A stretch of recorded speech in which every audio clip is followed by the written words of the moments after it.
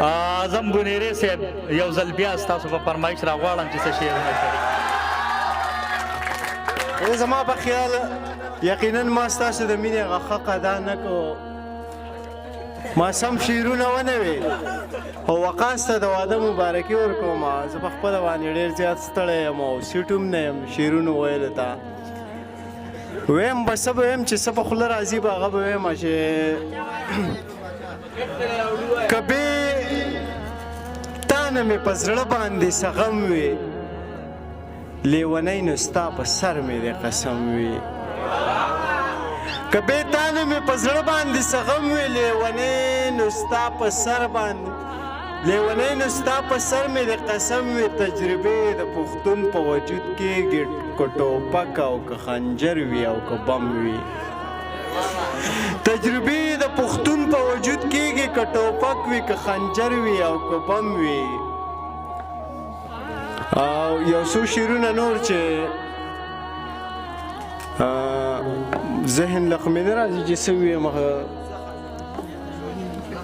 سپین دی اننګي دي پاس پې توره بلا زخه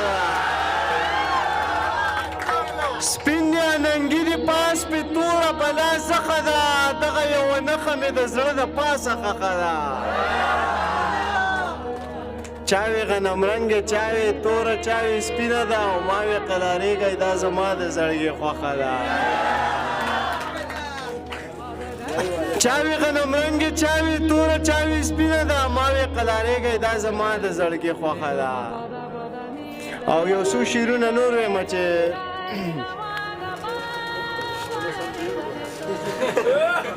ویمه خو چې یاد شي راته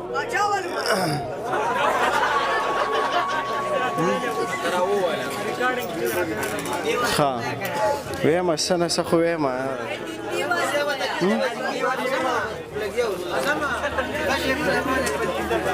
ها په مخ چې د سترګو نه رانجه پاتې کېدو په مخ چې د سترګو نه رانجه پاتې کېدو نو ستا د درد په سوي کې زما زړه پاتې کېدو د ښار په هغه ځای د حسدونو بادشاهي وه په کومه علاقه چې پښتانه پاتې کېده د ښار په هغه ځای د حسدونو بادشاهي وه په کومه علاقه چې پښتانه پاتې کېده نو یزره تا ته څه حاجت و سله پسې تلې هغه چې په قرآن او قسم نه پاتې کېده نو یزره تا ته څه حاجت و سله پسې تلې هغه چې په قرآن او قسم نه پاتې کېده او ګناه هم ماته نه وه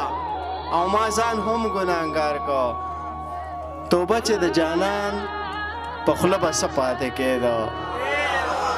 ګناه هم ماته نه وه او ما ځان هم ګناهګار کو په دې چې د جانان په خوله به څه پاتې کېده چې تیر به د نظر منګه یو بل ته مخامخ کو نو غشی به زمانه په لینده پاتې کېده چې تیر به د نظر منګه یو بل ته مخامخ کو نو غشی به زمانه په لینده پاتې کېده او زما دغه شعرونه ګډوډ کېږي نور شعرونه به ته ویم چې خپل به ووایم مړه هنر ته څه ضرورت دی چې د ګوتو په سرونو چې سلام وکړي او ځي د ګوتو په سرونو چې سلام وکړي او ځي زما د ارمانونو قتلیام وکړي او ځي دیدنې غرض نه وي خو بس ما رنځول غواړي له قصده اشاره راته په بام وکړي او ځي دیدن یې غرض نه وي خو بس ما رنځول غواړي له قصده اشاره راته په بام وکړي او ځي زما د وطن نور وجود ته نه ګوري چې سوځي خو راشي نو سیلونه د کالام وکړي او ځي زما د وطن نور وجود ته نه ګوري چې سوځي خو راشي نو سیلونه د کالام وکړي او ځي او منم چې اشنا راشي خوشحالۍ ځان سره راوړي خو ماله د غمونو انتظام وکړي او ځي منم چې اشنا راشي خوشحالۍ ځان سره راوړي خو ماله د غمونو انتظام وکړي او ځي دا څه د ځان پرستو په ټولي کې پاتې کیږو چې کینی صفتونه خپل تمام وکي او ځي دا څه د ځان پرستو په ټولي کې پاتې کیږو چې کینی صفتونه خپل تمام وکي او ځي بې درده یار له راشي ازم ډېر دردونه ووسي نور څه وکي یارانو خو ناکام وکي او ځي او یو اخیره کې یو قیطه ویمه چې دوه قیطې به وویمه یوه ده ستاسو دا چې زما د خوږ زړګي ټکور زما قرار جانان زما د خوږ زړګي ټکور زما قرار جانان خدای خو دې راولي یو ځلې په دې لار جانان زما د خوږ زړګي ټکور زما قرار جانان خدای خو دې راولي یو ځلې په دې لار جانان په محبت کې د زړګي په رضا ښه پوهېږي هغه هوښیار هغه زرګر هغه فنکار جانان او یو اخیره قیطه ده ملګرو به اورېدلي چې د ځانه نفرتونه لږ نچوړ که چې راځې د ځانه نفرتونه لږ نچوړ که چې راځې جانانه ما په مینه باندې مول که چې راځې